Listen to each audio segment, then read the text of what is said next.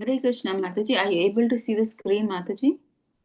I can see the PPT, Mataji, but I can't. You are not visible. Only audio is available, Mataji. Okay.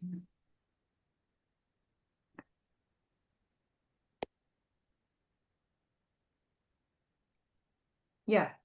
Yes, both are visible, Mataji. Haribol. Thank you, Mataji. So we'll start, Mataji.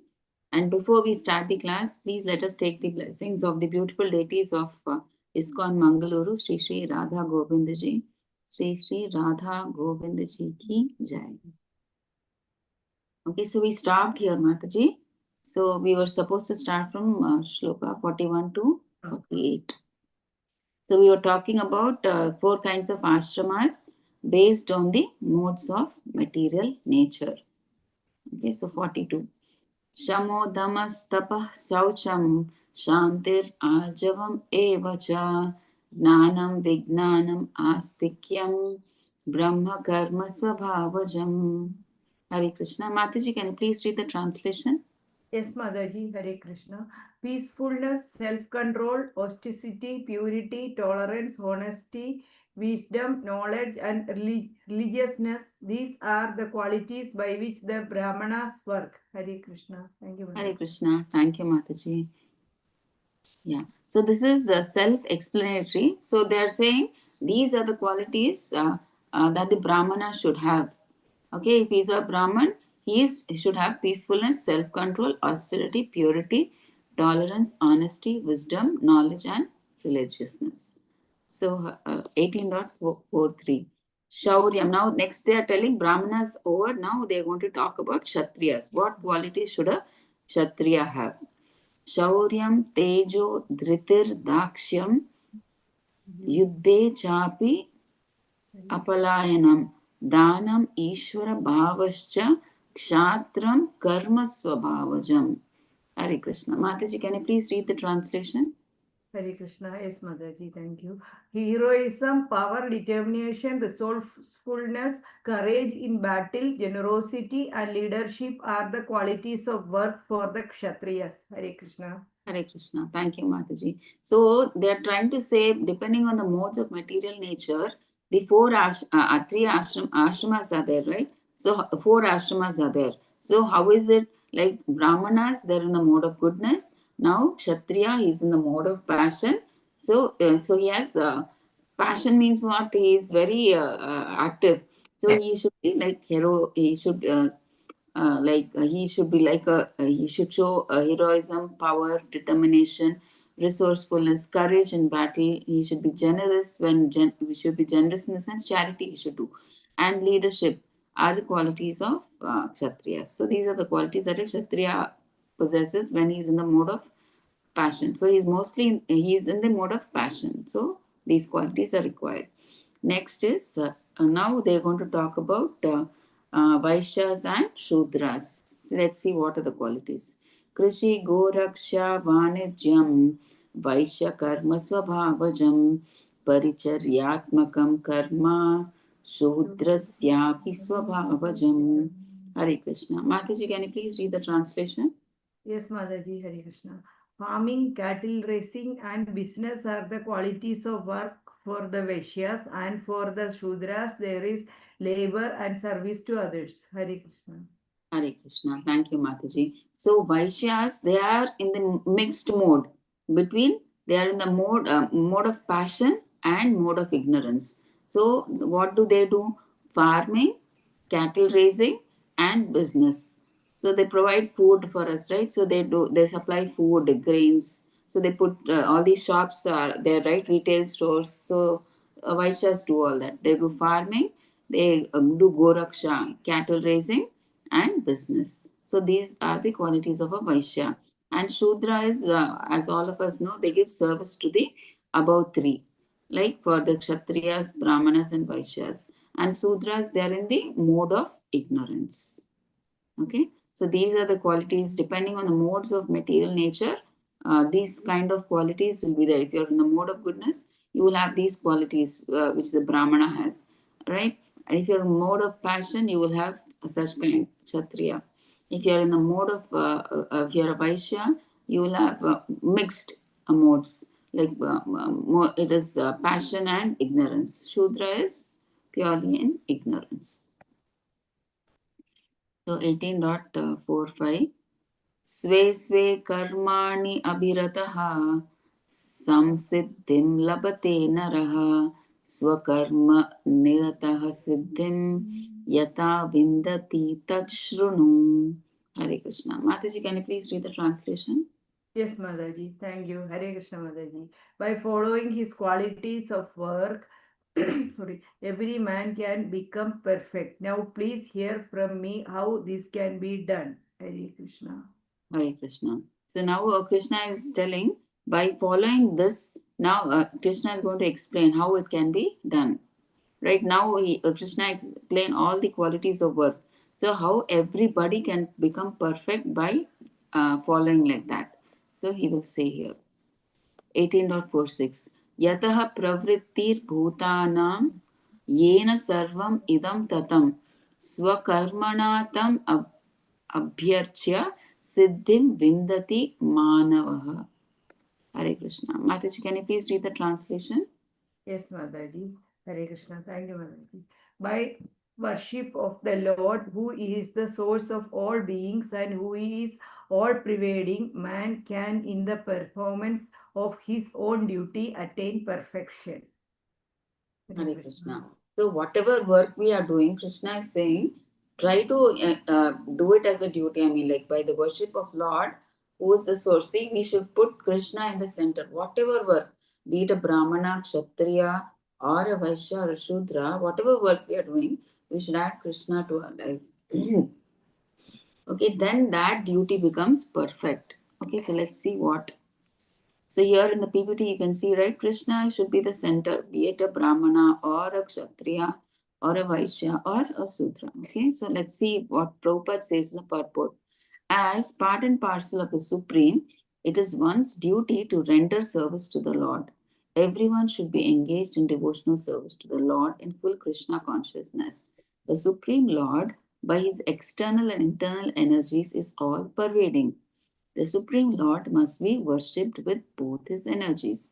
Generally, the Vaishnava devotees worship the Supreme Lord with his internal energy. The external energy is a background. So, external energy is Maya and internal energy is Radharani. So, we generally, Vaishnavas, we worship Yoga Maya and not Mahamaya, that is Maya Devi. Right? So, the external energy is the background. Okay? The Supreme Lord, by his plenary portion as Paramatma, is situated everywhere. He is the super soul of all demigods, all human beings, all animals, everywhere. That is recommended in this verse. So, we should know that Krishna is present throughout the universe and everything that is in this material world. He is present as super soul. Even in the table, chair, everything he is present. Demigods, human beings, all animals, and everywhere in this world, he is present as super soul. So everyone should think that he is engaged in a particular type of occupation by Rishikesha. So all of us, like, we can't just sit idle. We have to do some particular duty, right? So if one serves the Supreme Lord through whatever occupation he may be engaged in, he will achieve the highest perfection. See, for instance, you are a teacher and you want to teach. So you can teach the Bhagavad Gita, right? You can teach the Bhagavad Gita and you can educate spiritually. So indirectly, you are offering this as a service to Krishna. Or else, if you're doing some material job also, for instance, what you can do, you can offer, you can give that also an offering to Krishna. How? Because at the end of the month, when you do a job, you get a salary. So in that salary, per your capacity, you know how much, like 10 or 15% or 20 or 50%, how much ever possible, you give it as offering to Krishna for for preaching or for prasadam distribution or book distribution, whatever. So make it a practice that whatever money you get, you use that 10-15% of your income, you give it for Krishna. So that becomes Krishna conscious, right? You've included Krishna in your life. So like that. So becoming whatever profession, just do it as an offering to Krishna. So becoming fully aware of everything through working in Krishna consciousness. Whatever, it's not your job also, at home also, whatever activity you're doing. For instance, you are sweeping or mopping the floor at home. Don't think that I'm doing this to keep my house clean and tidy. Think that, oh, Krishna is there in my house. So I have to keep the house clean for Krishna. So when you do that with that consciousness, oh, Krishna will walk in my house, so it should be clean and tidy. So that becomes again Krishna conscious. Okay, so don't do anything for your sense gratification. Do it as an offering to Krishna, to please Krishna. So becoming fully aware of everything through working in Krishna consciousness. That is the perfection of life. So whatever activity we do, so divert it to Krishna, divert it so that it pleases Krishna. Do that activity to please Krishna. Tesham aham samudharta. Supreme Lord Himself takes charge of delivering such devotee. So if you do everything, every activity to please Krishna, Krishna certainly He takes care of such a devotee. Because for such a person, Krishna is everything. Because he's including Krishna in all his activities. So his mind is fully Krishnaized. He always thinks of Krishna, how I can please Krishna through this activity. Okay, so obviously Krishna also takes care of such a devotee. So 18.47 Shreyan Swadharmo Vigunaha Paradharmatsu Anushtitat Swabhava Niyatam Karma Kurvan Napnoti Kilbisham. Hare Krishna. Mataji, can you please read the translation? Yes, Mataji. Thank you. Hare Krishna. It is better to engage in one's own occupation, even though one may perform it imperfectly, than to accept others' occupation and perform it perfectly. Prescribed duties, according to one's nature, are never affected by sinful reactions. Hare Krishna. Hare Krishna. Thank you, Mataji. So now if you see in the PPT, it's very funny, Mataji. You say for now there is a judge and he's putting a competition. He's saying the one who climbs the tree wins. But only who can do that? Maybe the bird can just fly and sit on the bird, or the monkey can climb. Can the elephant do a climb? No, right? It's not possible. It's not the swabhava of an elephant to climb the tree. And a fish in the pot of water, no, it also can't do. It's not that, it's not his swabhava. And the seal, it's not the swabhava of the seal also. It can't, it also can't climb. And the fox also can't do, right? So here Krishna is saying, um, we should follow our swabhava. Even though others are able to do that, we should not, and we may find it easy or tempting, but we should not do others' duty because we are in the mode of a particular kind of mode. So that mode suits us. Like a monkey can't say, I will swim in water, but a fish can do that, right? So it's the swabhava of a fish to swim in water. But a monkey is swabha is climb the tree and sit on the tree. Right? It can't say that, oh, I can't swim in the water. I want to swim in water. It sounds so easy. What will happen if the monkey goes like that? It'll drown. So we should, Krishna is telling, we should perform our duties, whether we like it or not, or whatever, whether we are not perfect, whether we are perfect or not perfect, whether we like it or not, we should do whatever duty we are doing. We should do that. We should not try to switch it. Maybe because it is you feel it is good, or I can earn better by doing that particular job, I will switch. No, for your mode, because in the mode that you are, that is perfect for you. Okay, so let's see what Prabhupada says. See, one's occupational duties are already prescribed by the Lord. So one should not imitate another's duty, working according to his own nature. So no work is abominable if performed in the service of Supreme Lord. So you, whatever, even if you are doing a particular job, you are not able to do it perfectly. Krishna is saying it's okay, but that's your swabhava. You are in that mode, and it's your duty to do that. Whether you are not performing up to the mark, you hate it, you don't like it, it's okay, but still, that is your swabhava. You have to do it. Do that only. Don't switch to some other thing. Okay, as saying okay, but do it as an offering to Krishna. Whatever you're doing, that is important, Krishna is saying. Occupational duty of a Brahmana is in the mode of goodness, right? But if he is not by nature in the mode of goodness, he should not imitate the occupational duty of a Brahmana. Okay, now clear one thing Krishna is saying. See, it's not by birth, Krishna is saying. See, by birth, you may be a Brahmana. So, Brahmana is generally supposed to be in the mode of goodness. But even though you are born as a Brahmana, but your mode, it is not suiting you. Now you're not in the mode of goodness. You're some other mode. Then, as a Brahmana, what you should do, suppose you think that now you're in the mode of ignorance, then you should stick to that. It is not necessary that if you are born in a family of a Brahmana, it is not necessary that you have to be in the mode of goodness. You have to decide, not by birth, by your quality, your swabhava. What are you feeling? Are you feeling like chanting, like preaching? Then, okay, you're in the mode of goodness, you can continue. But being born as a Brahmana and you think you are in the mode of passion, so then you should do what your mode is deciding. That you should do. You should not continue in the mode of goodness. Okay, so here that's what they're saying. But if he is not by nature in the mode of goodness, so Brahmana is generally supposed to be in the mode of goodness, he should not imitate that occupational duty. He should not do it. He should do what he feels, I mean, what he feels like doing, like in the mode of passion or mode of ignorance, what he feels. Not by birth. Brahmana means mode of goodness, default, no.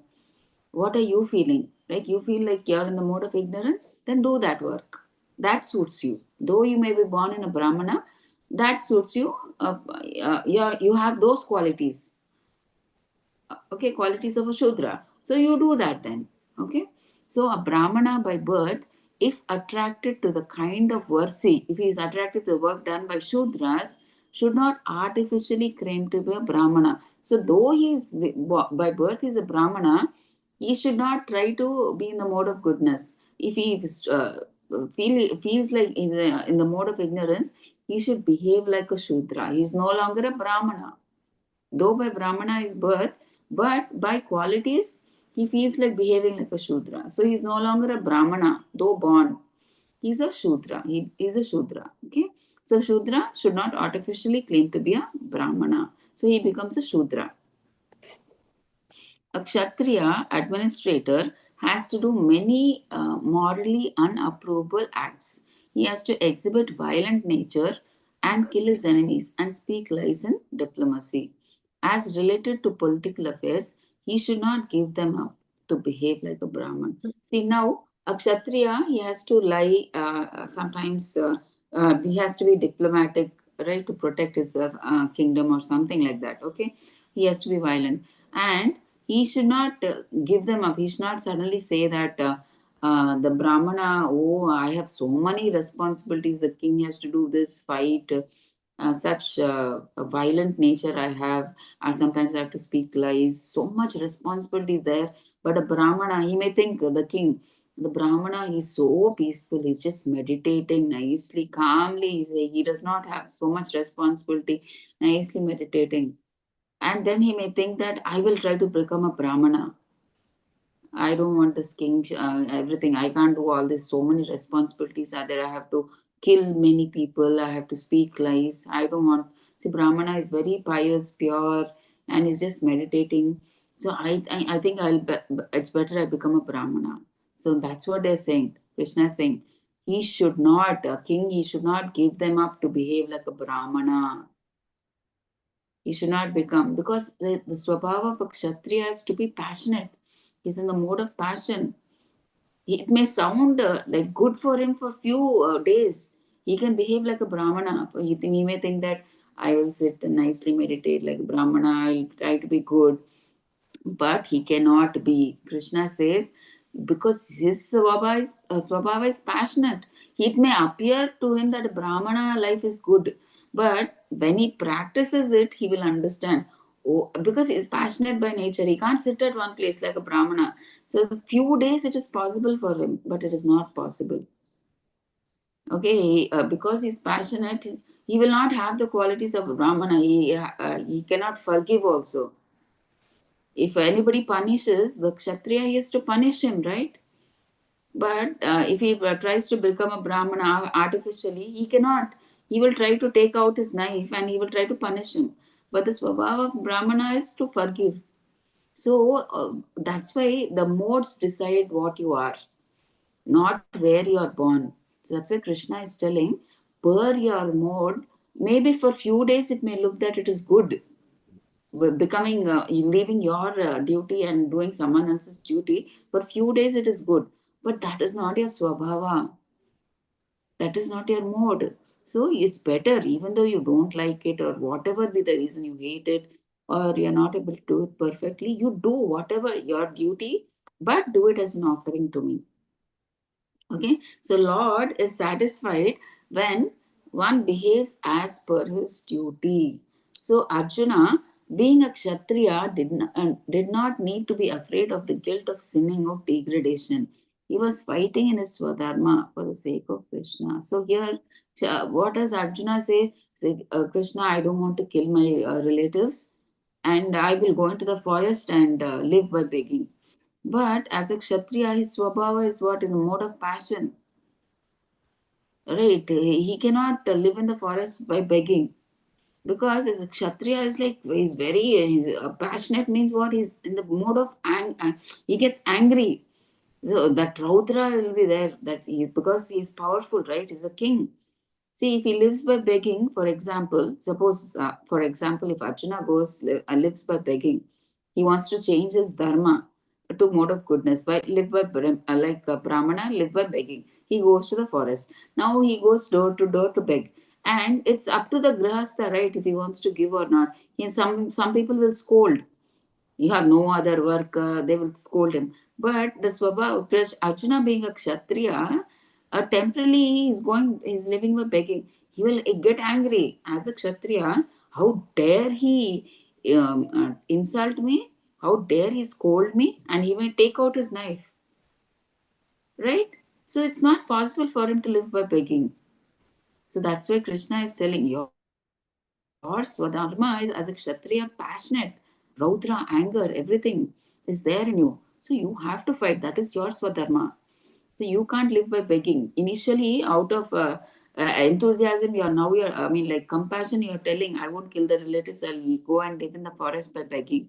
So, but that is not your Swadharma. You can't do that. Now you're just telling out of compassion for your relatives that I will not fight and I will live by begging.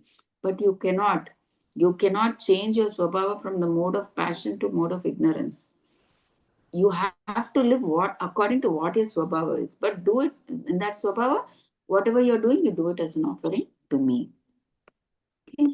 So, example, businessman. See, he has the necessity of telling lies to make a profit, yet stating he has no profit. Sometimes the businessman says, right, to the customer, he comes, see, I am giving this product as it is, at the same price. I will not make any profit. So that is a lie actually. No businessman will be like that. Actually, he makes a profit, but he says that for you, I'm just giving you like that. Okay, like that. So otherwise, without lies, a businessman cannot live, right? He cannot make live without making a profit margin. So he's lying. So he should not give up. But because he's lying, he should not give up his profession. Oh, Brahmana is so good. He does not have to lie. But I am in my profession, I'm cheating somebody, I'm telling lies. So that's why I will become a Brahmana. No, Krishna is saying no. It's okay, you tell lies. That is your profession. See, you're a businessman. That is what your work demands. So do it. It's okay. But whatever, don't go to the extreme, Krishna says. See, if you have to lie and make a profit, don't I mean, like, cheat the customers so much that you make so much profit. Okay, just do it minimal, how much is required. Don't go over. So Krishna is telling he should not give up his profession with reluctance to speak lies to emulate a Brahmana. So he should not try to be good like a Brahmana and lose all your money. Not like that. Krishna is saying be minimum profit, right? So you lie so that you make a minimum profit, not where you're totally like what do you say? Too much margin of profit is not the thing. Okay, so you be in your profession, but try to maintain a balance. Yeah, you need to lie. So obviously, everybody needs some profit. Margin should be there. So, but try to minimize it, and you continue in your profession. But do it. Whatever money you get out of that 10 or 15%, you give it as an offering to me. Okay, include me in whatever activity you're doing. Just include me. That's all. So all a Kshatriya, Vaishya, and a Shudra should serve the Supreme Lord by their work. Brahmanas too have to sacrifice animals as a ritual while performing certain sacrifices. Even a Brahmanas, when they perform yajna, they have to sacrifice the animals, meaning they have to kill the animal as a ritual when performing some certain sacrifices. Right? But all should work for the purpose of Yajna Purusha, Vishnu, the Supreme Lord. But why do they kill that animal? That is an offering to when they any yajna is performed, it is done and is an offering to Krishna or Vishnu, right? So when the animal is sacrificed, they get a human form in the next birth, right? That is why the animal is sacrificed. So anything done for personal sense gratification is a cause of bondage. So and anything that you do for pleasing Krishna is the you relief. You get relief from bondage and you get liberated and you go back to Krishna's planet.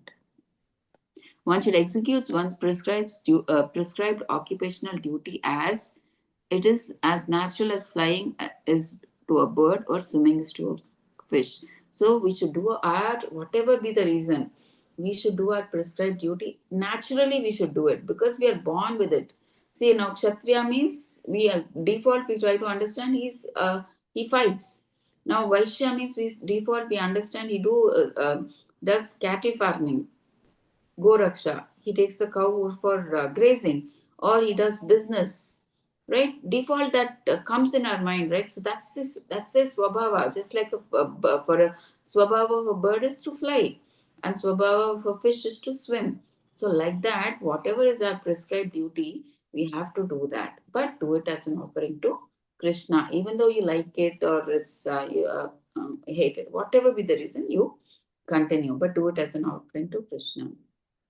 Because if you try to change from your swabhava to someone else's swabhava, initially it may sound good, right? But in the long run, because that is not your swabhava, you will finally leave that, and you will think, oh, what I was doing before, that was only better. So it let me better go back. I'm not able to do this. So finally, you have to anyway come back because that is not your swabhava. So instead of that, Krishna is telling whether you like it or not, you continue, but do it as an offering to me. So abandoning one's duties, enamored by others' duties, struggle. Okay, so that's what you'll feel. It is a struggle later, but initially for few days, 1 month, it may look good, but later, because that is not your swabhava, you will feel it is like painful. Okay, so performing swadharma is rid of sinful reactions. On the contrary, not performing one's prescribed duty incurs sin. So now Krishna is telling, see, if you are thinking killing, telling Arjuna, see, if you fight, you're killing. That is why you'll get sin. You are thinking that way. That's why you are saying, I don't want to kill. But by not doing your duties, you are incurring sin. And what is your duty? You have to fight as a Kshatriya. That way you will incur sin. Not because you are killing them. That is not sin. Your duty as a Kshatriya is to fight. If you don't fight, then you will get sin. Because your Swabhava as a Kshatriya is to fight. And you're not doing that. Then that's why you'll get sin. Right. So Arjuna, as a Kshatriya, was bestowed with capabilities required to fight in a battle. He was confronted with the necessity to fight for morality and justice. So he's not fighting for sense gratification. He's fighting for dharma. They Kshatriyas needs a kingdom to rule, right? Now Duryodhana has taken it. So they have no kingdom. So it is a fight of war. I mean dharma. So he is fighting for morality and justice. So if he forsook his duty and turned his path towards forest to do penance, he would be condemned as an escapist. So he's saying, I will not fight. So Krishna is telling, If you don't do your fighting, duty of fighting, and you go into the forest and do meditation or penance and live by begging, he would be condemned as an escapist, and he would be suppressing his innate nature of chivalryness. So he'll be suppressing his swabhava of a kshatriya, right? And he will be trying to be in the mode of goodness, right? Which is not possible for him. That is not his innate nature. So best option for him was to fight valiantly and surrender the effects of his action to Krishna. So fight for Krishna. Then you will have no reaction. No sin will be there at all. Okay?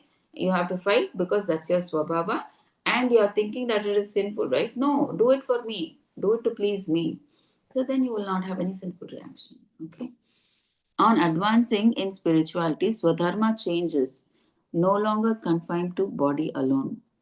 It becomes the dharma of the soul, which is devotion to God. Now, Krishna is telling something. See, once you start advancing spiritually, your Swadharma, like initially maybe you're in the mode of passion or ignorance, but by practicing spirituality, your Swadharma changes because you're practicing devotional service, right? So maybe earlier you were in the mode of passion, ignorance. So maybe you can change because you are doing spiritual activities. They may change from mode of ignorance or passion to mode of goodness, and even from the mode of goodness to pure goodness, right? So at this stage, one is justified in giving up occupational duties. Then you can give up your occupational duties. You can give up your work that time, okay, and then totally engage yourself in devotional service, like how our Guru Maharaj, Prabhupada, they gave up their life, right? Totally, they gave up their family life, they gave up their occupational duties, and as a sannyas, Prabhupada totally dedicated for Krishna consciousness, right? He may wholeheartedly engage in devotion, as that is now his swadharma. Okay, so those who are practicing devotional service, totally, it is not necessary that they will be always in mode of ignorance or passion or in the mode of goodness. So they will change their swabhava, and they may come to the level of pure goodness where their whole life is dedicated to Krishna. They don't have to do any responsibilities or anything, take up any family responsibilities or anything. That time their whole life is dedicated, like how Prabhupada, and we can see many of Prabhupada disciples, right, who have dedicated their whole life for Krishna. So for people so situated, Krishna gives the final verdict at the end of Bhagavad Gita. So that we will see.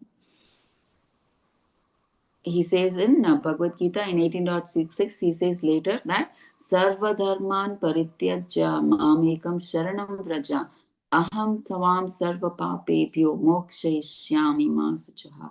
So what is Krishna saying? For such people who have given up their life, occupation duties and totally dedicated, engaged in doing my service, give up all varieties of dharma and simply surrender unto me. So then what happens? Krishna initially says, right, do karma yoga. That is step by step, so that we can come finally to bhakti yoga. So, but finally, Krishna says, one who becomes a pure devotee, for them, they can give up all varieties of dharmas, no occupational duty, no restriction, and simply surrender unto me. Just work for me, that's all. You give up all occupational duties and just work for me. Okay. Then in Srimad Bhagavatam also it is said, Tavat karmani kurvita na nirvidyeta yavata mat katha shravanandau va shraddha yavan na jayate. We must keep doing our prescribed occupational duties as long as the taste for devotion through hearing, chanting, and meditating on the leelas of God has not developed, right? So we should do our prescribed duties till the time we don't get a taste for devotion. But so that's why we should do sadhana, like through hearing. So hearing, chanting, meditating. We should do sadhana, because now why are we doing sadhana, chanting, hearing Prabhupada's lectures? So we should do our prescribed occupational duties because we don't have love for Krishna. So We do our prescribed occupational duties, and we do sadhana to develop that love. Actually, love for Krishna is there for everybody, but it is dormant. It is in a sleeping state now. So how can we wake up that love for Krishna? By simultaneously doing chanting, chanting of the Hare Krishna, reading Prabhupada books, and hearing Vaishnava Katha, Hari Katha, and doing devotional service, right? Doing book distribution, prasadam, until we develop that love for Krishna. But as soon as that love for Krishna is awakened, now he has so much attachment to Krishna, he will not be able to do his occupational duty now. For him, everything is Krishna now. His whole life, he has developed so much love that he does not want to do any material duties. He does not feel, because his mind is full of Krishna now. He has so much love for Krishna. See, for example, here now also, see, in our material life also, if someone close to us comes and loved ones comes to our house, we sometimes ignore our family members also. We love them so much that they come for a week or something. We take care of them so much that sometimes we ignore our children or family, right? Like that, these people also, these devotees, pure devotees, they are so much focused on, they love Krishna so much that they want to do everything for Krishna. They are no more interested in these material occupational duties or whatever. Their focus is totally on Krishna. Okay, so we must do all these occupational duties until we develop that taste. So until that time, we should do our occupational duties and do sadhana like chanting, hearing, and all the devotional service. And once that love is awakened, you can totally give up occupational duties and do everything for Krishna. 18.48. Sahajam karma kaunteya sadosham api na tyajet sarvarambha hi doshena dhume nagnir ivavrataha. So every endeavor is covered by some fault. Just as fire is covered by smoke, there, therefore, one should. I'm so sorry, Mataji. Please read the translation. I forgot. No problem. It's okay, Sorry, Mataji. Hare Mataji. Krishna. I'll read Yeah. Mataji. Thank you, Mataji. Yeah. Every endeavor is covered by some fault, just as fire is covered by smoke. Therefore, one should not give up the work born of his nature, O son of Kundi, even if such work is full of fault. Hare Krishna. Hare Krishna. Thank you, Mataji. So here we see, in conditioned life, all work is contaminated by the material modes of nature. So Krishna is telling, Prabhupada says that in conditioned life, because we are in material life, right? So any work that we do per the modes is like contaminated, obviously, right? So beside the Brahmana, Kshatriya, and Vaishya, a Sudra serving a bad master, he has to carry out even the wrong order of the master, right? See, a Shudra's duty is, his Swabhava is to serve the other three members, higher members. But sometimes it's not necessary that the master is always good. So even if he asks him to do something bad, wrong or bad, he has to do it because the master is telling. So that is his duty. So even then he has to continue like that. That's what Krishna is saying. See, despite all problems, one should carry out his duties, for they are born out of his own nature. So, but his duty is to serve the master as a Shudra. So, whatever the master says, he has to do as a duty. That's what Krishna is telling. So, how much ever, be it wrong or bad, or he is asking you to tell lies, whatever, that is the Swabhava. You have to serve your master. That's it. Be whatever be it. So, despite all problems, so one should carry out his duties, for they are born of his own nature. So, one should not give up his natural occupation because of unpleasantness. Like fire, we are saying, right? Fire is good, but that fire is also, it's pure, right? All the fire is pure. That's why we use fire in yagnas, right? Because it purifies us. So, but still there is smoke from it. So, fire is blocked by a smoke. but smoke does not make the fire impure. Okay. So we still use that in yagnas, right? Because oh, smoke is there. That is why we can't use fire. We don't say that, right? In yagnas, we still use fire. Okay, so the smoke, it does not make the fire impure. So if one gives up his duty accepting another's, there is no assurance that the other's duty is free from problems. Okay, so there's no guarantee. It may look like that other's duty, a person who's doing that duty, may be attractive initially, but gradually we'll understand the problems of that, because in this material world everything is every duty is contaminated. So obviously if there are problems in what you're doing or your duty you're doing, there will be problems in that also, right? So that's why it's better, Krishna is saying, so one should serve the Supreme Lord through his prescribed duties with the determination. So do your, whatever your swapower is, you do that occupation only, and but do it as an offering to me. Okay, then what will happen? All the defects in that particular occupation are purified when you do it as an offering to me. So that is perfection. So performing devotional service in this state is self-realization. So let's go to the next one, 49 to 55. Asakta buddhihi sarvatra jitatma vigata spruha naishkarmya siddhim paramam sanyasenadhigacchati. Hare Krishna. Please read the translation, Mataji. Yes, Motherji, thank you, Hare Krishna. One who is self-controlled and unattached and who disregards all material enjoyments can obtain by practice of renunciation the highest perfect stage of freedom from reaction. Hare Krishna. Hare Krishna. Thank you, Mataji. So,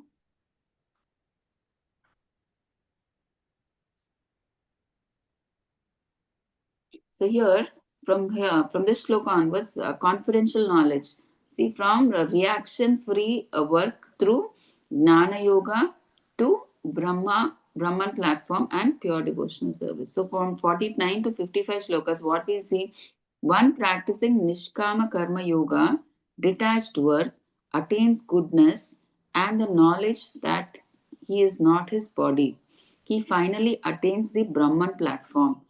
By serving Krishna on this platform with devotion, one reaches the kingdom of God. So, from 49 to 55, Krishna is giving confidential knowledge. So, what is that confidential knowledge? Now we understand that we can attain, like, what is this? By doing Nishkama Karma Yoga, means whatever work we are doing, we do it for the pleasure of Krishna. So, because of that knowledge, we understand that we are not the soul and we are the body. Okay, we are coming to the Gnana Yoga stage, right? From Karma Yoga, we are coming to Gnana Yoga. So we get to understand through that Gnana Yoga that we are not the body, we are the soul. Okay, and that's why they start meditating on the impersonal Brahman, right? So even though they are serving impersonal Brahman, it is like Krishna itself, right? So the first stage, so why is this called confidential knowledge? Because they are worshipping Krishna. I mean, like we actually know that there are three stages of God realization. So first stage is impersonal Brahman, second is Paramatma, and third is Bhagavan, Krishna himself.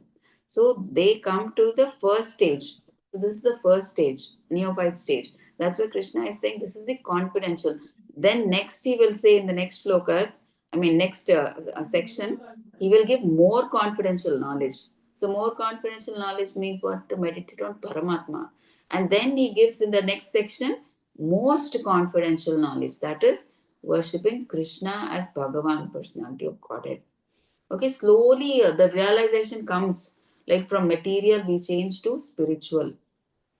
Okay, so that's why they come to know that now they were thinking till now they were thinking bodily on the bodily platform, they were doing work, giving it to Krishna. But now they try to understand through that Gnana Yoga, that knowledge, they start reading the Vedas and Upanishads. And they start understanding that we are not the body, we are the soul, right? And on the platform of soul, they understand the soul's swarupa is to connect to the super soul. So Jivera Swarupa Hoy Krishnera Nityadas. They understand that we are the eternal servant of Krishna. Okay, so they start meditating. They start doing meditating on the impersonal Brahman. So first stage. So spiritually they start getting connected, right? So 18.49. Asakta buddhihi sarvatra jitatma vigata spruhaha naishkarmya siddhim paramam sannyas. Oh, this is the same thing we were We talking. have chanted, Mataji. Yeah, sorry. I'll try to give the purport also of what Prabhupada says.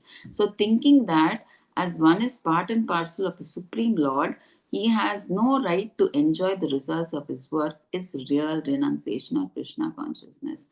So, this is near knowledge that we are part and parcel of Krishna, and we should not do whatever activity we are doing for our sense pleasure, but we should do it as an offering to Krishna or to please Krishna.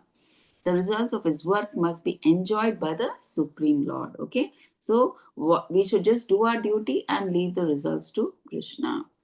The so thinker is a true sannyasi, unattached to everything material. So now he understands that everything in the material world is created by Krishna, and we should use it for his enjoyment, not for our enjoyment. He understands that. So when he understands that, he is a true sannyasi. Sannyasi does not mean just leaving everything, renouncing, going to the forest and meditating. Okay, even a grihastha can become a true sannyasi when he does everything uh, as an offering to Krishna. Okay, he is a true sannyasi. That grihastha can also become a true sannyasi because whatever he is doing it as an offering to Krishna. Okay, so he's happy only in the transcendental happiness derived from the service of the Lord. A sannyasi is free from the reactions of his past activities. A Krishna conscious person is also rid of his reactions of his past activities automatically, see, without accepting the order of renunciation. See, whatever a sannyasi by renouncing, going into the forest and doing, how he gets rid of his sinful reactions by meditating on God. The same can be had by a Krishna conscious person, but he does not have to accept renunciation. He does not have to go to the forest. He can stay where he is, but do all his activities, whatever he's doing, to please Krishna. Right? He will get all his sinful activities cleared because he is doing every activity as an offering to Krishna. So when you do it as an offering to Krishna, it becomes a karma. There's no reaction, right? So he does not have to go into the forest and do renunciation. Okay, so this is what is being said here. See, who can engage in Gnana Yoga? So that's what we're talking about, right? Gnana Yoga. So from Karma Yoga, we are slowly shifting to Gnana Yoga. Okay, so Gnana Yoga, see, Karma Yoga means what? You do your work as an offering to Krishna. You still have material desires, but when you come to Gnana Yoga, you have an understanding, oh, I'm not this body. So we remove that concept of which was there in Karma Yoga. We used to think we are the body, but we used to work for Krishna. We used to work to please Krishna. But now, when you next stage is Gnana Yoga, you understand that you are not the body. You are a soul, because they start reading the Vedas and the Upanishads. They understand that they're soul, and then they understand that Swarupa of the soul is to connect with the supreme super soul, and they start. That's where they start meditating on the impersonal Brahman. They do more of. They leave all their responsibilities, and they come to the forest and they do meditation on the impersonal Brahman. So all this is a sannyasi, right? He renounces everything and he goes to the forest and he meditates. But who is a true sannyasi? Okay, who stays? He says you don't have to go into the forest. You can stay where you are, but dedicate all your activities to Krishna. That is a true sannyas. Okay, so one can attain the highest perfection stage of freedom from reaction by doing like that. So 18.50. Siddhim prapto yata brahma tatapnoti nibodhame samasenaiva kaunteya nishta gnanasya ya para. Hare Krishna. Mataji, can you please read the translation? Yes, Mataji, thank you, Hare Krishna. O son of Kundi, learn from me how one who has achieved this perfection can attain to the supreme perfectional stage, Brahman, the stage of highest knowledge by acting in the way I shall now summarize. Hare Krishna. So, Hare Krishna, thank you, Mataji. So, now Krishna is telling how from Karma Yoga stage, where you are thinking of the body, how can you come to that Jnana Yoga stage? Okay, now Krishna is telling, I will try to summarize how you can come to the first stage of spirituality. So, first stage of God realization is what? Impersonal Brahman. So, how can one attain that Brahman platform?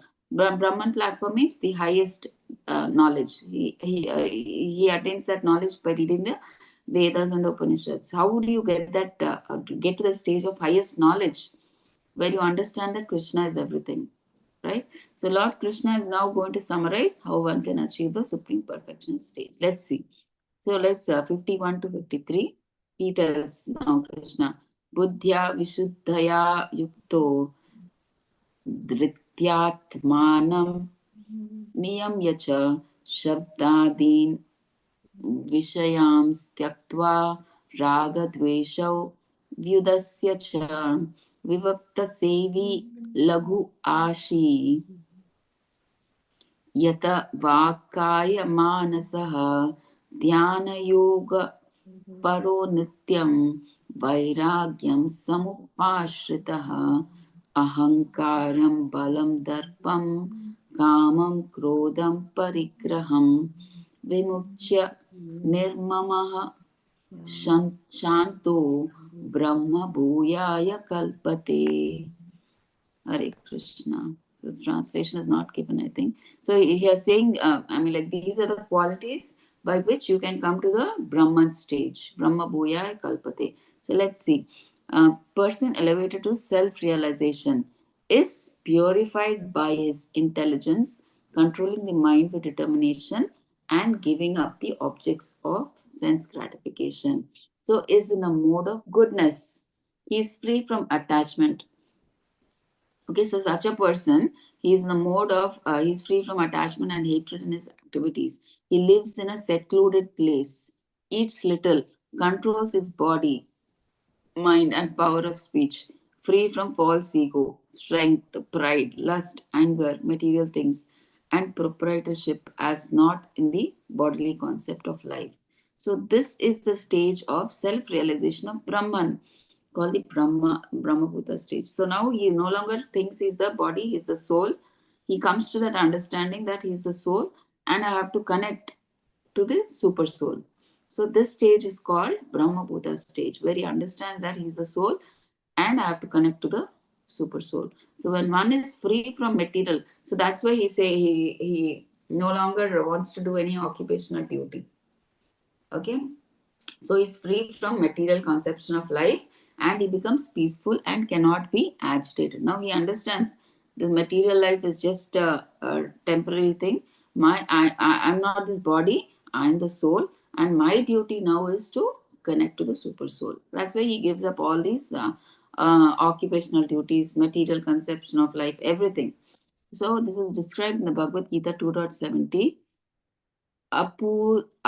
आपूर्यमाणम् अचलप्रतिष्ठं समुद्रम् आपः प्रविशन्ति यद्वत् तद्वत् कामायं प्रविशन्ति सर्वे स शान्तिम् आपनोति न कामकामी. So a person who is not disturbed by the incessant flow of desires that enters like rivers. So in 2.70, Krishna says this in Bhagavad Gita, that enters like rivers into the ocean, which is ever being filled but is always still, can alone achieve peace and not the man who strives to satisfy the desires. So now what is Krishna saying?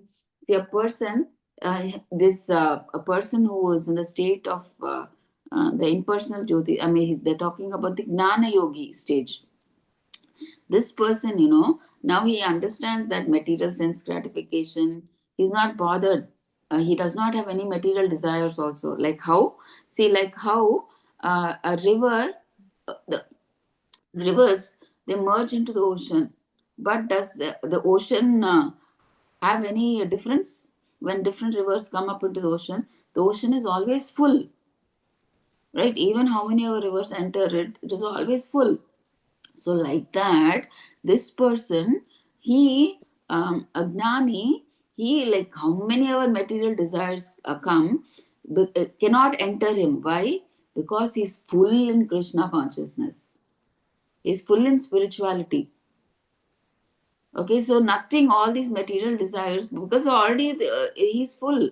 So what more can the, where can the material desires be enter? No, it can't enter, right? See, if a glass is full, you can't pour more water into it. It's already full.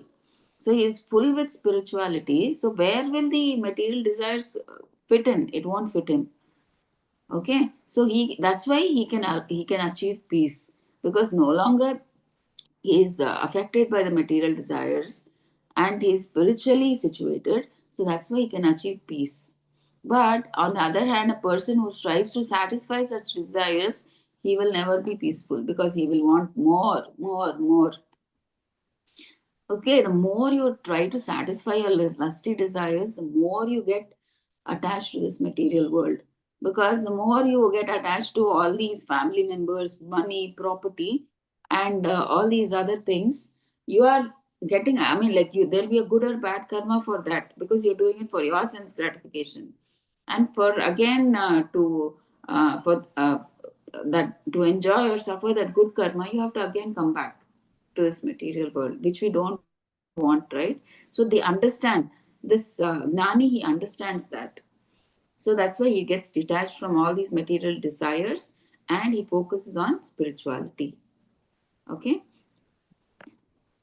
See what he does, how to achieve supreme perfection, that Brahma Bhuta, that impersonal Brahman stage, the Gnani, what he does to get that peacefulness. See, controlling the mind with determination, he purified by intelligence, giving up sense objects, freedom from attachment and hatred, and living in a secluded place. He eats too little and controls his body and mind, power and speech, and freedom from all bad qualities born of material conception.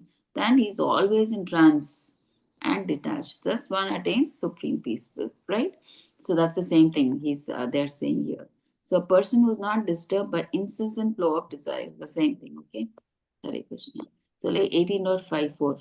Brahma Bhuta Prasannatma na Shochati na Kankshati Samah Sarveshu Bhuteshu Mad Bhaktin Labate Param. Hare Krishna. Mataji, can you please read the translation? Yes, Mataji, Hare Krishna. Thank you, Mataji. One who is thus transcendently situated in at once realizes the Supreme Brahman. He never laments or nor desires to harm anything. He is equally disposed to every living entity, disposed to every living entity. In that state, he attains pure devotional service unto me. Hare Krishna. Hare Krishna. Thank you, Mataji. So now he has that knowledge that he is the soul, and he does not see the outward body of any living entity. Okay, so that's why he sees everybody on the same plane. Like he sees a tiger or an elephant or a dog or a chandala or anybody, a brahmana, his enemy. He does not see on the bodily platform. He thinks, understands now that everybody is soul. That's why he tries to give respect to everybody, because he understands that each living entity is a soul. It's not the body. So body does not matter to him anymore now. Okay, that's why he comes to that state where he sees everybody equally, and what that in that so that's why he is able to focus on pure devotional service. In that stage, he will get pure devotional service because he respects everybody. He understands that every living entity is a part and parcel of Krishna. Okay, so let's see what Prabhupada says in the purport. Brahma Bhuta stage, so oneness with the absolute. So these people, they want to become one with the super soul, that impersonal Brahman. They want to become one and merge with impersonal Brahman. So without being one with the supreme, the absolute, one cannot render service into him. In the absolute conception, there is no difference between the served and the servitor. See, when you go to Goloka Vrindavan, there is no difference between the servant and the master. Both are equal. But in the material world is what they think master is great and servant is in a low position. So that distinction is there, right? But in the spiritual world, it is not like that. Both are equal. That's why, Krishna tries to serve the devotee and the devotee also tries to serve Krishna. So there, that conception is not there. Okay. So distinction is there in higher spiritual sense. The Brahma Bhuta is just like a river cleansed of all dirty water. No sense gratification. See, the Brahma Bhuta, the Gnani, does not want now, he's cleansed of all dirty water like a river, right? No sense gratification. He does not have any impurities now. No misery, no lamentation, no desires. Automatically controlled sense are like serpent with broken teeth. So there is no fear from the serpent with the broken teeth. Now he is pure now.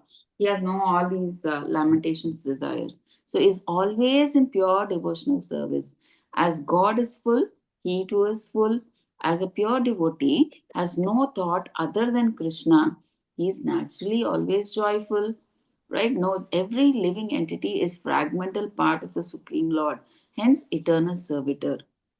So he understands that every living entity is part and parcel of Krishna and he tries to serve them, okay, and respect them equally. So knows higher and lower persons are ephemeral. So that's why he knows he does not see anybody on the bodily platform. So when you see on the bodily platform, someone may be high, someone may be low, right? So he does not see them on the bodily platform. Okay, the highest personalities in this material universe is no more significant than an ant for a devotee. See, even that devotee, pure devotee, if he sees a prime minister or for us, for a material person, we may think, oh, prime minister is so great. But for him, for this person, for this devotee Gnani, for him, everybody is equal because he's seeing everybody on the platform of soul. For him, it is like of nothing consideration. Oh, he may be a prime minister, it's okay. But he's after all a soul, right? So for him, stone and gold are of equal value. So he sees that stone on gold also as a piece of stone, right? There's no value for him. Gold has no value for him. So the entire world is as good as Vaikunta or the spiritual sky for him. So whomever he sees, whomever he meets, whatever he sees, for him he sees Krishna in everything because he thinks he's a soul and everybody, and along with the soul, super soul is present in every living entity, right? In the whole world, be it a table or anything, he knows that super soul is present even in an atom. So that's why he sees Krishna everywhere. Okay, so the entire world is for him as good as Vaikunta. Okay, such a stage can be achieved by the mercy of Lord Chaitanya, who preached pure devotional service in this stage.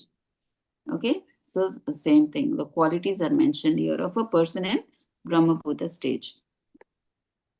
Okay, so Bhaktya Mam Abhijanati Yavan Yaschashmi Tatvatah Tato Mam Tatvato Gnatva Vishate Tad Anantaram. So, Hare Krishna. Mataji, can you please read the translation? Yes, Mataji, Hare Krishna. Thank you, Mataji. One can understand the Supreme Personality as he is only by devotional service. And when one is in full consciousness of the Supreme Lord, by such devotion, he can enter into the kingdom of Godhead. Hare Krishna. Thank you, Mataji. So they are saying once we are totally into spirituality, that is the time we are totally always thinking of Krishna. So there's no necessity for us to stay in this material world. See, the main reason why we came to this material world, we wanted to do sense gratification. But when we understand that that sense gratification is bringing us pain, we understand that we are the soul. Okay, we are not the body. We are the soul. And now, what is the swabhava of the soul? It is to connect with the super soul, right? And that from then onwards, we start doing more of spiritual activities, right? When you can't live without Krishna, so that is the time you get you undergo. I mean, like you develop so much love for Krishna that you want to only serve Krishna.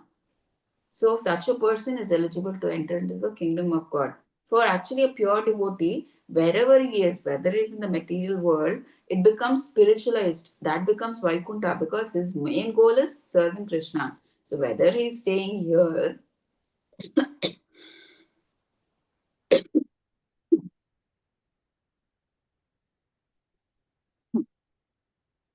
sorry, sorry, Mataji. Okay, for him, this is also Vaikuntha for him.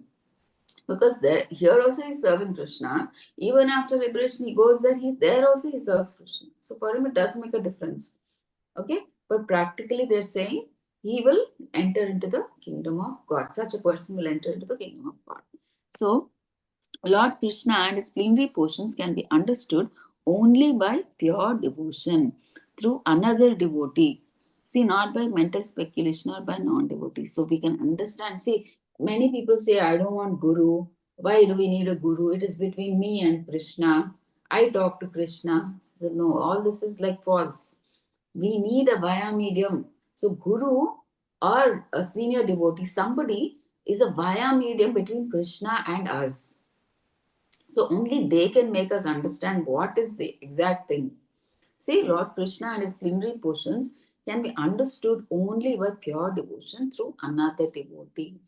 But these gnanis, they do mental speculation. See, that's why they're saying here, no, not by mental speculation. These gnanis, they don't accept a guru. Right? They try to read the Vedas and the Upanishads and they speculate. Okay, they speculate that God is like this because they can't they I mean, like, what exactly is, like, they speculate. They because they are intelligent, they don't accept a guru. They by themselves, their own effort, they start reading the Vedas and the Upanishads and they make their own philosophy. They think God is impersonal, God is no form, so they speculate. So that kind of knowledge we don't want, where we speculate by ourselves. No, we try to understand the Shastras. How? By accepting a guru. So how does that guru also should be bona fide. He should be in parampara. So like that knowledge from Krishna to Brahma, Brahma to Vyasa Maharshi to so on, it has to come to our very own Prabhupada. So such knowledge we have to accept, okay, without any additions or subtractions. Not that we just by our own understanding we understand and we speculate, okay, God could be like this, God is like that. No. So we have to accept a guru or another senior devotee who can explain to us about Krishna and his plenary portions. Okay. So, Naham Prakashah Sarvasya Yoga Maya Samavritah Udoyam Nabhijanati. No, sorry, it's not Udo, it's Mudo. I think it's Mishra. Mudoyam means fools. Nabhijanati. They can't understand. Lokomam Ajam Avyaya. So in Bhagavad Gita 7.25 it is said he is not revealed to everyone. Right? So God does not reveal to everybody. See, no one can understand God simply by erudite scholarship or mental speculation. See, many people, they think I am intelligent. I can understand the Bhagavad Gita by myself. So that's why we see many people, they try to do PhD on the Bhagavad Gita just for knowledge sake. And they speculate by themselves. They only understand by themselves. They think I have done IIT, I'm intelligent, I can understand the Bhagavad Gita by myself. And they give all wrong misconceptions. They understand everything wrong and they try to I mean, like, if you see many Bhagavad Gitas, they are written by IIT professors or such intelligent people. But there, because they don't have accept a guru from that bona fide parampara, they just, with their understanding, limited understanding, what can they understand Krishna? They think they're intelligent, they can understand. But no. Okay, such people, they speculate, okay, They give their own opinions. What is the use of that Bhagavad Gita where a material man is giving his opinion? It's of no use. Then it is not a Bhagavad Gita. That is his Gita. He is giving his opinions, right? He is speculating on the Bhagavad Gita. No, that is wrong. So we should accept the Bhagavad Gita that is coming, we should understand through a guru who is coming in a bona fide parampara. Right? So only one who is actually engaged in Krishna consciousness and devotional service can understand what Krishna is. See, university degrees are not helpful. Okay, so by he should become a devotee of Krishna and do devotional service. Then he can understand who God is, who Krishna is. Otherwise, they can't understand. One must know Krishna completely to enter his abode, the spiritual kingdom. Becoming Brahman does not mean one loses his identity. See, Brahman here means, they are saying generally, many times, Brahman actually means impersonal Brahman. But in the actual sense, Brahman means what? Uh, like they don't lose their identity. So these nannies, they want to lose their identity and merge into that light and lose their identity. But here they're clarifying when anybody says in the Bhagavad Gita, Brahman means what? The devotees, between the devotee and the Lord. The Lord is called Brahman, right? They don't lose their individual existence. See, that's what they say. The Lord, devotee, and devotional service is there in his realm even after liberation. So liberation is getting free from the concept of material life. So that is liberation. See, here also, liberation does not mean you merge into the Brahman, you merge into that impersonal Brahman and you lose your individuality, and there's no spiritual service after that. No, you were doing spiritual service here as a devotee, and even when you get liberated and you go back to Krishna, there also you are an individual. You don't merge and become one. It is totally dependent on us. Some people, like the Jnanis, they want to become one and merge and become one, and they want to stay like that. So Krishna is very merciful. He will give. But in actuality, there is a separate spiritual world, Goloka. If you want to maintain your individuality, even after liberation, you want to continue your service, you can do that. But some people, like the Jnanis, they don't want to serve. So they only want to merge and become one with God. So Krishna gives, okay, you want that? Okay, you take that. Right? But there is actually a separate loka where you can serve Krishna, right? So you can serve Krishna and you can continue the service that you were doing before liberation. The same thing will continue there also. This is just like we are practicing here so that we can do when we go to Goloka, we can do our service perfectly over there to Krishna. Okay? So liberation is getting free from the concept of material life. That we have to understand. So in spiritual life also, the same distinction, individuality exists, but in pure Krishna consciousness. So the only difference is here also we do service to Krishna in the material world. There also we'll do service, but there we'll do in pure Krishna consciousness, right? So Vishate means, Vishate does not mean merging with the Lord. So we don't try to, that's what, devotees, they don't want that Sayuja Mukti. Sayuja Mukti means we are becoming one with Krishna. Okay, so we don't want that. Even after liberation also, we maintain our individuality and then we serve Krishna. The monists believe that one becomes homogeneous with the impersonal Brahman. So these people, these nannies, they think that they want to become one with Krishna. Like they think Krishna is God is light or energy, and they want to merge into that light and become one. So Vishate means that one can enter into the abode of Supreme Lord. As individuals engage in his association and render service unto him. Example is given here, see. Like a green bird on a green tree does not become one with the tree. So why does a bird go into a green tree, a tree? It goes there to enjoy the fruits of the tree. See, for example, if there is a green bird, it enters into a green tree to eat some fruit. And now from far, if you see, the bird is also green, the tree is also green. Now, Does it mean that it has become one with the tree? No, right?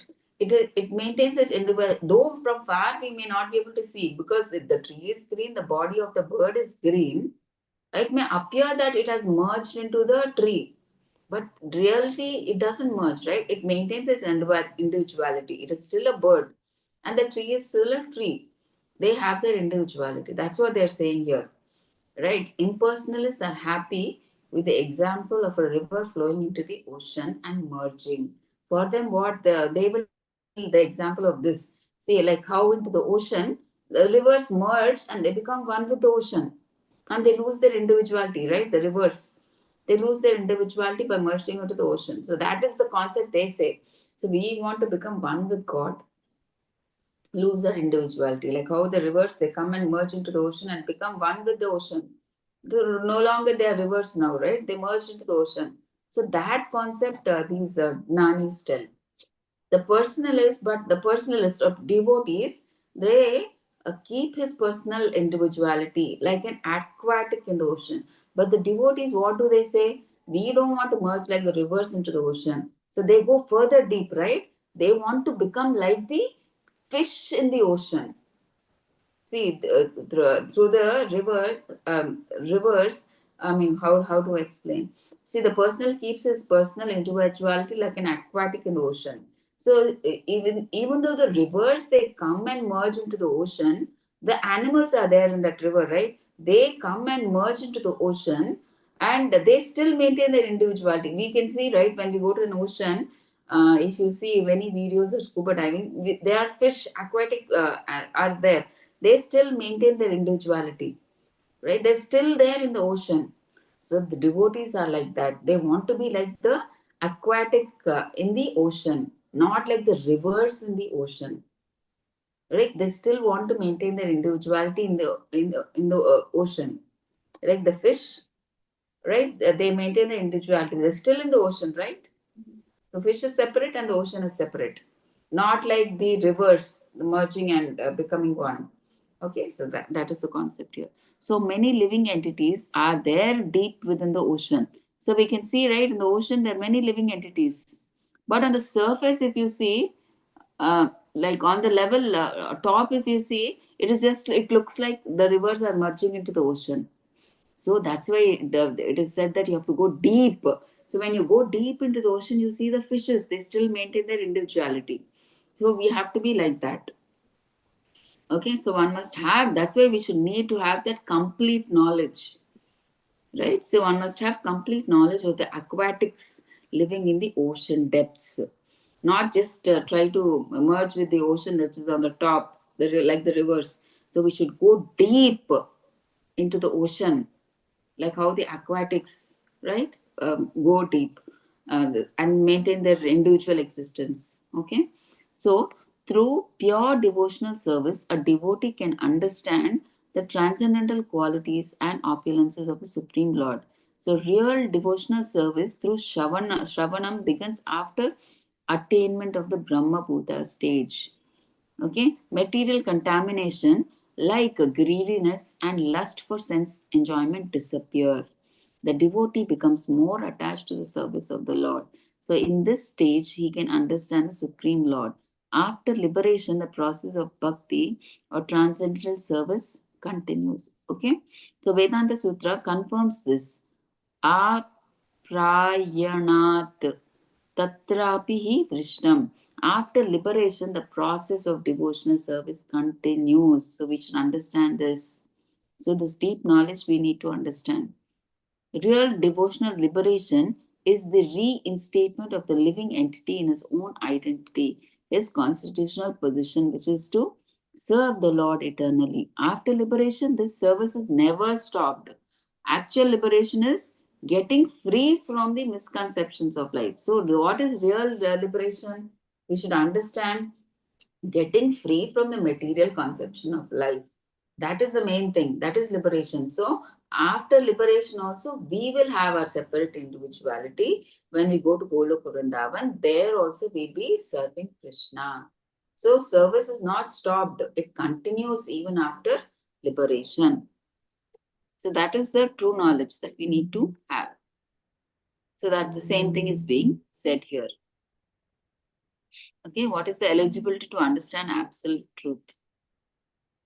Okay, so by hearing from the Lord, what is the effect of hearing? We come to that Brahma Bhuta stage. So in Agnani, what he does initially, he reads the Vedas and the Upanishads and he develops that knowledge that he is the soul and his duty is to connect with the super soul. He understands that, and that's when he starts meditating on the impersonal Brahman. He comes to that Brahma Bhuta stage.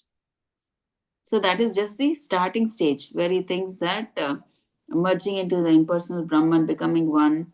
So that is just the first stage.